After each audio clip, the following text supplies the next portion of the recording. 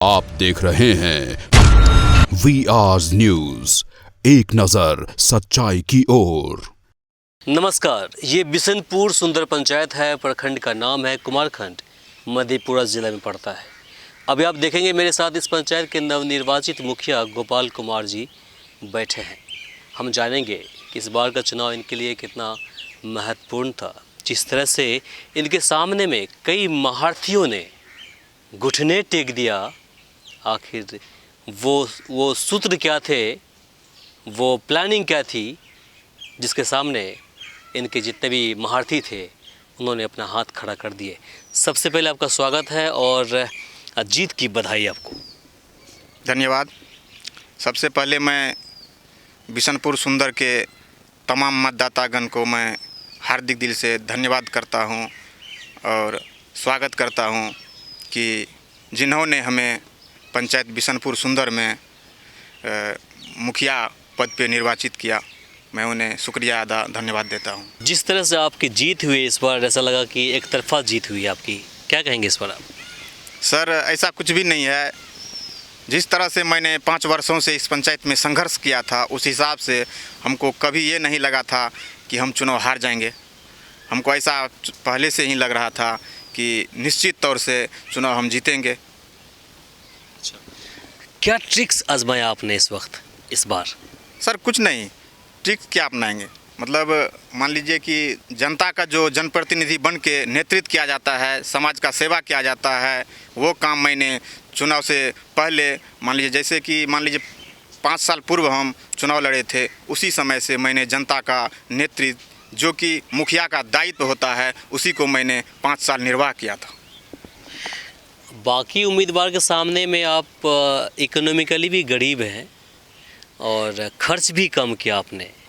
अगर बाकी उम्मीदवारों की बात करें तो कम से कम 20-20 लाख, जैसे कि हमको सूत्र के हवाले से जानकारी मिली है, 20 लाख प्लस खर्च किए उन लोगों ने मुखिया पद को हासिल करने के लिए।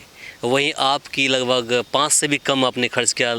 आप खुद बताएं कितना खर्च हुआ है, ठीक है, लेकिन बावजूद इसके आपने उसको पटखनी दे दी। वजह क्या रही होगी? वजह एक ही था सर इसका। मैंने मान लीजिए जनता को पैसा या क्या कहते हैं पूंजीपति या संपत्ति से कोई मायना नहीं रखता।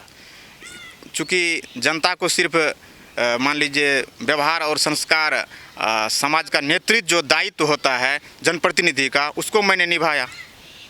इसीलिए हमें जनता निर्वाचित किया। इस बार ऐसा लगा कि बदलाव की आंधी चली थी, क्या कहेंगे इस पर? जी, बदलाव का आंधी तो मान लीजिए पहले से ही था। जैसे कि मार्च अप्रैल में चुनाव होना था, उस समय में हमको ऐसा लग रहा था कि पूरे बिशनपुर सुंदर ही एक तरफा है मेरे लिए। मुख्य काम बताइए जो आपने चुनाव से पहले किया था। मुख्य काम की क्या बात करें, मैंने वो सारी काम को किया जो काम को कि जनप्रतिनिधि बन के लोग करते हैं, उस काम को मैंने सारी काम को किया। क्या ये पहली बार चुनाव में उतरे थे आप? जी नहीं, ये दोबारा है। मैं इससे पहले भी चुनाव लड़ चुका हूँ 5 वर्ष पूर्व। तो क्या आपने वहाँ से सीख ली कुछ? जी, मैंने वहाँ से ही सीख लिया था। उससे पहले भी मान लीजिए 2001 से ही हमारे परिवार से हमारे पिताजी चुनाव लड़ते आ रहे हैं। जैसे कि वार्ड का चुनाव होता है, उस समय से हमें राजनीति का अनुभव था कुछ ना कुछ। इसी वजह से मान लीजिए जनता को क्या चाहिए वो मैंने 5 वर्षों से किया था, इसीलिए हमें जनता निर्वाचित किया। मौका मिला है आपको, क्या करेंगे, कहाँ से शुरुआत करेंगे विकास का? मौका तो सही में मिला है। इस मौका को पाने के लिए मान लीजिए हमें जो संघर्ष करना पड़ा है, इस संघर्ष का हमें अनुभव है कितना कठिन, कितना तजुर्बा करना पड़ता है। इसलिए मैं इस अमुक 5 वर्षों को मैं अच्छी तरीक़ा से निभाऊंगा ताकि जनता हम पर भरोसा करे। आप अपने पंचायत के हर एक वार्ड गए होंगे, कहाँ कमियाँ दिखी आपको और कहाँ से आप शुरुआत करेंगे?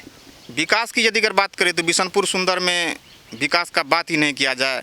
लूट के अलावा बिशनपुर सुंदर में और कुछ नहीं हुआ है। शुरुआत कहाँ से करेंगे आप काम की?